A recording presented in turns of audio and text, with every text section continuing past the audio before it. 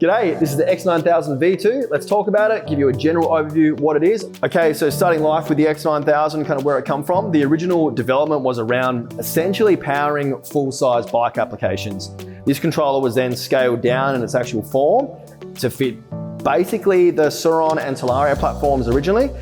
As the market has progressed and as things have progressed, we've realized that we really need to make this thing as adaptable as possible. And because the original design was all about adaptation, that allows us to do that with the X9000. So moving on with the form factor, it does have the standard mounting platforms for the Talaria and the Sur-Ron platforms. But then obviously we make adapter kits that then fit multiple bikes. So currently when I film this in 2024, this now fits on 6 complete bikes, and obviously you can adapt it to suit other applications as well, which is why we have so many mounting platforms on this controller. The other we've done as well is the heatsink is completely removable. You can change different colors. You can also replace this heatsink with a water-cooled heatsink. So in some applications that we have globally, people need a water-cooled heatsink because of where they've physically fitted the controller, or just the application requires a lot more cooling than what air cooling can provide. Moving over to the back of the controller, fairly simple. We have our positive and negative here. We also have our phase connections here. We have a lot of cables coming out the back. The reason for that is just to make it as adaptable as possible. So if you've got a bike and you don't have a DC to DC converter, one thing you can use is this plug here actually has a programmable DC to DC output inside the controller. So it means you need no 12 volt in your application. Might be you want to remove the DC to DC setup that's on your bike and run it directly through the X9. You can 100% do that. It'll also configure to run water pumps, etc., all available in the app. Next, we have our input cable. This is basically the controller I/O. This is all the inputs and outputs that the controller is going to receive to action, throttle, brake sensors, anything like that. It all comes into this connector here. We have 2 smaller connectors. One of these is our CAN bus connector here, and this actually feeds to our display. There is 2 current options for your display. We can also configure the X9000 to run on no display. So depending on your application, if you email us, we can also change the base code in here to suit exactly what you're after. But the base kit will come with an SW102 display and a regen thumb throttle that'll plug into this one here. Moving over to the smaller connector. This is also our flash port. So if you want to do custom coding, you can connect to this cable here. You can also use the Bluetooth that will also plug into this cable. For its standard application, your Bluetooth connector will plug into here, and that will allow Bluetooth via the app.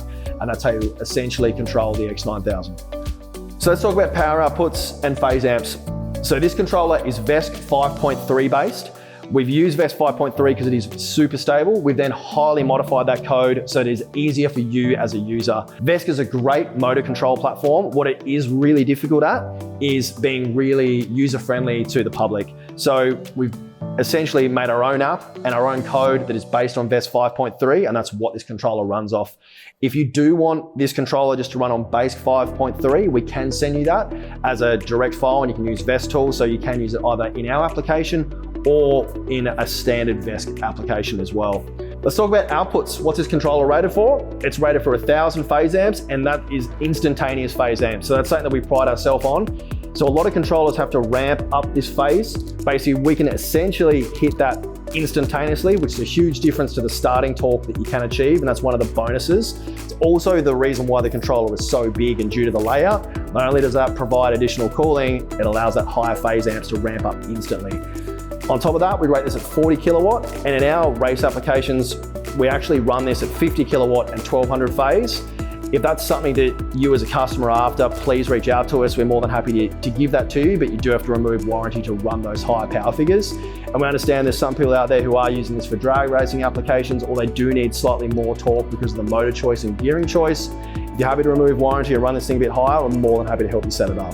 Okay, so what comes in the base kit for the X9000? Depending what version kit you buy, it'll come with a wiring loom, a display, and also maybe a bash guard if you buy an E-Ride Pro kit, or you might have different mounting points if you buy an Ultra B kit.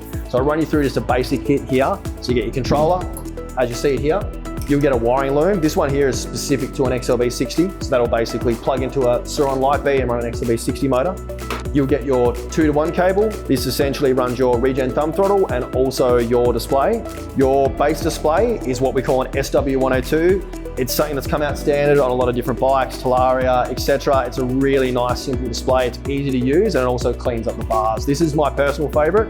Got our EBMX CNC mounting kit in here, but as far as the display itself, it is just a bare plastic display with a nice clear screen. The other option that we have for the display is a full color display. This comes with different CNC mounts. We've just released this, and this will also connect to the X9000. On top of that, if you have an Ultra B, we have a CAN bus connection cable for that as well. That'll also communicate to the stock Ultra B screen as well.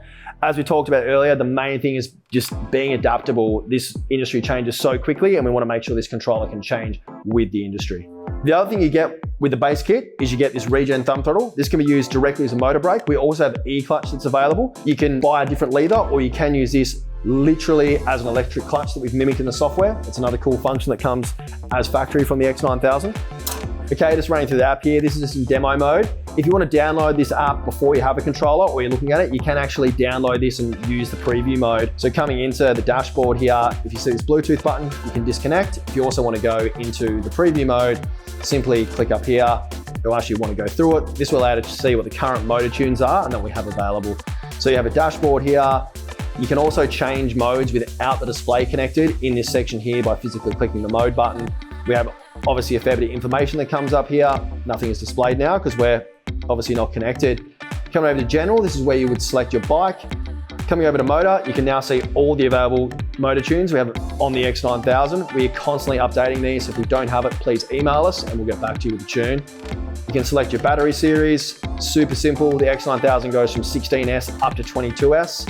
And then coming over, we have preset battery configurations. So some of the traditional bikes that have a certain limit, we basically have those set limits set in the app so you can't go over those set parameters and keep tripping the BMS. Moving over to power modes and levels, you can set your kilowatt figures to what you desire here. These are all on a slider. You can also click here and physically type in the number. I'm going to be locked to 6 kilowatt here because I'm not connected to a bike, but you can physically click or use the slider. Same with phase amps. This can be changed from your 0 phase amps up to 1000 phase amps, depending on the motor application. In controller calibrations, this is where you set up your throttles, depending if you are using them. Also, your field weakening is here. You can also calibrate your Hall sensor, your encoder, depending what motor you've selected, this will change. We also have a really cool feature called low power reduction. It looks at where the voltage is in the battery and it will actually reduce the set power limit to stay above the cutout voltage of the BMS or the battery. This can be changed in a slider to be more aggressive or less aggressive. We have our battery voltages laid out here. You can see it's 0, but when you are connected to a controller, the correct voltage ranges will be displayed here. If you do have like a 21S battery, it's really simple. You can just set up as 22S and just change the voltage limits here and it will work correctly as a 21S battery. That kind of comes down to that whole adaptability that you can make these changes and it is definitely easy to do. Into our throttle page, this is where you can turn your throttle on or off depending what you're trying to do here. Turn regen on and off. Regen strength is also on a slider. With your thumb throttle, this is where you can configure it as a regen brake, an accelerator or an e-clutch. We also then have all the throttle settings here. So ramping time, we do a full video on this of how to set up the throttle on the X9000, but all these settings are available just so you can get the correct feel that you're after there. Moving down, we have the peripheral setup. This is where we would go into things like our DC to DC setup. You can see here, we can turn our brake sensors on and off if they are connected, tilt sensors, stand sensors, and then moving on, you've got your coolant pump set up. Exactly how you want to run this controller, it depends. If you don't want to use any of the 12 volt, you never even have to enter this page. A really cool one as well is the diagnostics feature. So moving into here, we can see exactly what's going on with the controller. You can see where things are wrong. You can also see your fault codes. It's a good way if you are having an issue, you can jump in here, see what's wrong, then reach out to us at support. We can tell you how to fix something if you do have an error. Firmware updates. If a firmware update is available, you'll see it in here. Also, if we send you a custom file, you can load it by clicking choose file here.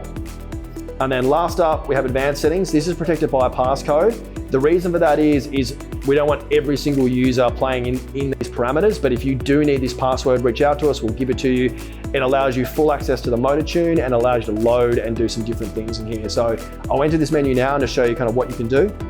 So if you do enter the advanced settings, you are entering this at your own risk. Certain parameter changes can actually blow a controller or a motor.